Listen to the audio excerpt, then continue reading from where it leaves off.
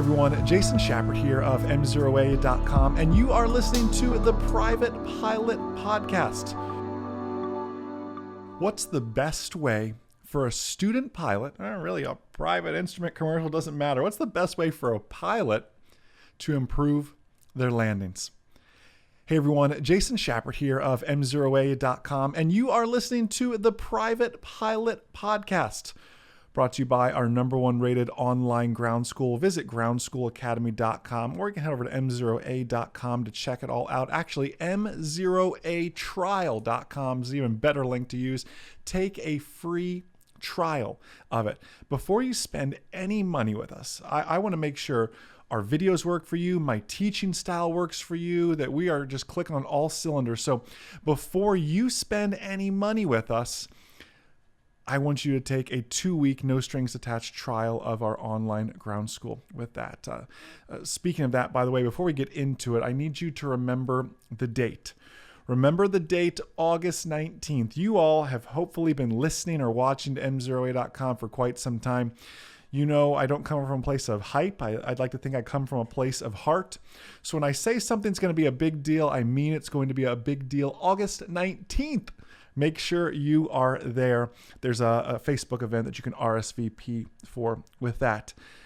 Today, I want to help you improve your landings. You're probably thinking, Jason, how on earth, by listening to spoken word, or maybe I know some of you watch this on Facebook or YouTube, how on earth, Jason, are you going to help me improve my landings through a podcast? Shouldn't you be in the airplane to help me improve my landings? And that's a good place to start. And actually, this entire month of August is devoted to the secret to perfect landings. I have to be honest with you. I did not become good. I'm not even going to say an expert at landings. I'm going to say I didn't become good at landings until I went on to become a commercial pilot. Allow me to explain why. So as a private pilot so far, what has been your mission? It's look outside, look outside. I know the G1000 is beautiful. I know the Avidyne unit's beautiful. These gorgeous avionics. Look outside. Hopefully your CFIs have said that to you a lot. So you're looking outside. Everything's great. You're working on your landings. You get just enough to kind of make it through the ACS, Airman Certification Standards, just enough to kind of sort of pass a check ride, and life is good. And then you go on to instrument. And then instrument is all about, hey, stop looking outside so much. Look inside. Look at your avionics. Master your avionics. Stop looking outside. Well, what do you think really deteriorates? What skill really deteriorates? By the way, for those of you who don't know about instrument, all you're doing is shooting approaches, going missed. Shooting approaches, going missed. You do one landing your entire instrument lesson. Shoot approaches, go missed. Your landings deteriorate so quickly when you're working on your instrument. Then we go to commercial pilot. Hey, I know you spent so much time looking inside. Let's look outside again. This is a VFR certificate again. Let's look outside. It's just inside, outside, inside. It gets so confusing. I remember as a working on my instrument pilot, so a student instrument pilot, and shying away from crosswinds. I did not like the idea of crosswinds. I wanted nothing to do with crosswinds. It was not my cup of tea. I would always purposely fly to an airport that had multiple runway options so I wouldn't have to land in a crosswind environment. That's just, I was a little bit weird about that, perhaps. It wasn't until I went on to become a commercial pilot.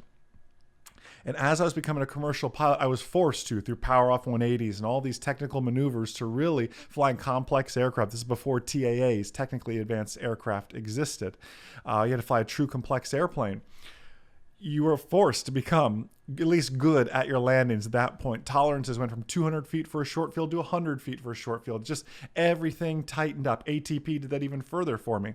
ATP, the certificate, did that even further for me. So I had to get better at my landings. And I came across this idea. And I can't recall, if a flight instructor taught me this, I apologize for forgetting whomever that was. I had many great flight instructors that taught me, to give them the full credit. But somewhere along the line, either I had an epiphany or someone told me of this idea of doing slow flight down the runway. Hear me out on this. Right? Why do we do slow flight? Why do we practice slow flight?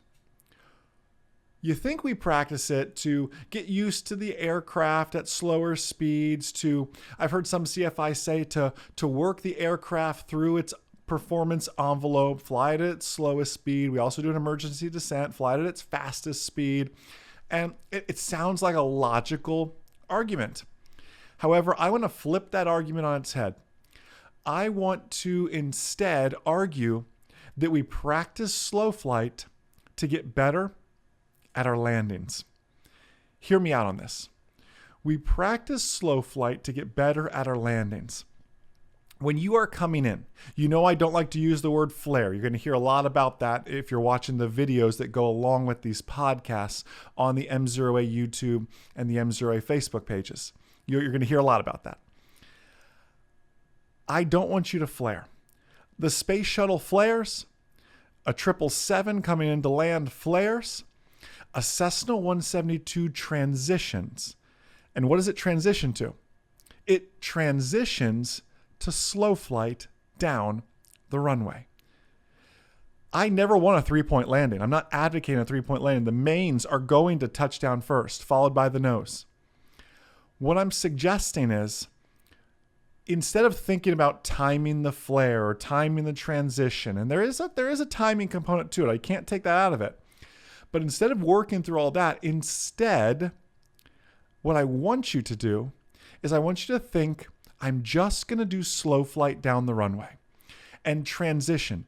When you're in slow flight, you take your eyes almost out to infinity when you're looking outside, if there's much to even see outside, because the nose can be up so much depending on the configuration sometimes. As you see, the nose is up a little bit. We're not advocating 3-point landings. What I am advocating is you should always be in a position where you can see the runway in front of you. You should never be picking up the nose so high that you're just feeling for the ground. Feeling for the ground doesn't work.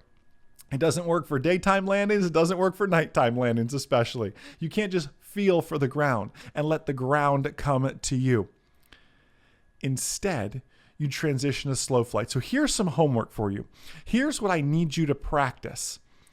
I need you to practice slow flight down the runway. Hear me out.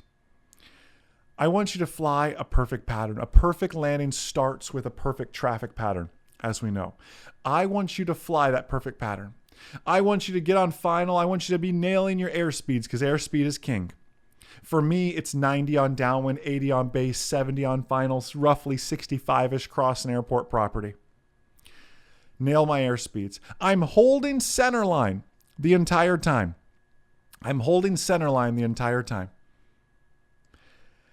And as I get to that point where I would normally transition, we'll call it, I want you to give it a little bit of power because you're going to need a little bit of power to hold slow flight and a little stronger back on the yoke. And then as you slow down more, you'll need to give it a little more power and a little more power. You'll be constantly adding millimeters of power to do this. But I want you to practice and hold yourself just inches above the runway, practicing slow flight down the runway.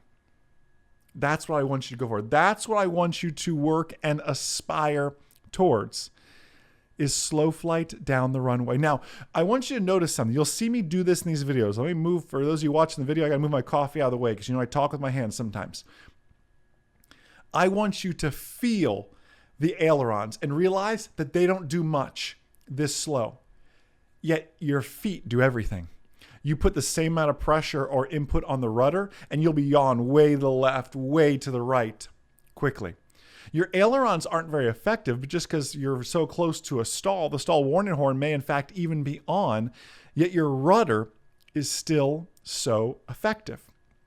So what I want you to do is I want you to feel those control inputs. I want you to drift off center line. Purpose or on purpose, it doesn't matter. Oftentimes it's not on purpose. And I want you to work to get yourself back on center line, feeling how you would control yourself. If you have a problem, anybody here, show of hands, even though I can't see your hands, but hear me out. Anybody here ever have a problem landing left of center? Why do you land, why not right of center? Why do we consistently land left of center? Landing left of center is a common student pilot error. And here's the solution, or here's what's happening. You're coming in, you get light on the feet, you do everything with the yoke. You think the yoke's going to save the day, but you're not strong enough with your feet. And the torque factor, one of our 4 left turning tendencies, in addition to getting you in ground effect, when you're in ground effect, you amplify true P factor and the torque effect in ground effect, and it pulls you to the left. If you're landing left of center line, it's because you have lazy feet. There's not a nice way to put it. I apologize. If you're landing left of center, you're getting lazy with your footwork. There are still left turning tendencies. Everyone thinks left turning tendencies are just on takeoff. Left turning tendencies are still well and alive, especially down in ground effect and even back at those idle-ish RPM settings. So you still need to have a little bit of pressure on that right foot if you find yourself landing left of center. I've rambled a lot here, but the take-home nugget that I want you to have is with a CFI, I want you to practice slow flight down the runway. If you find the ground sneaking up on you, again, show of hands, has the ground ever snuck up on anybody? By snuck up, I mean you're flying, all of a sudden, oh, that is the ground. Wasn't expecting that. Or you have you ever found yourself feeling for the ground? I know it's down there somewhere. I'll get it eventually. You thought you should have hit the ground a while ago, but you hadn't yet. Slow flight down the runway is going to help you with judging altitude, or really it's hardly any altitude. It's a few feet. So measuring height above the runway, we'll call it. If that is something you are struggling with, it will help with that greatly. Slow flight down the runway. Fly your perfect patterns.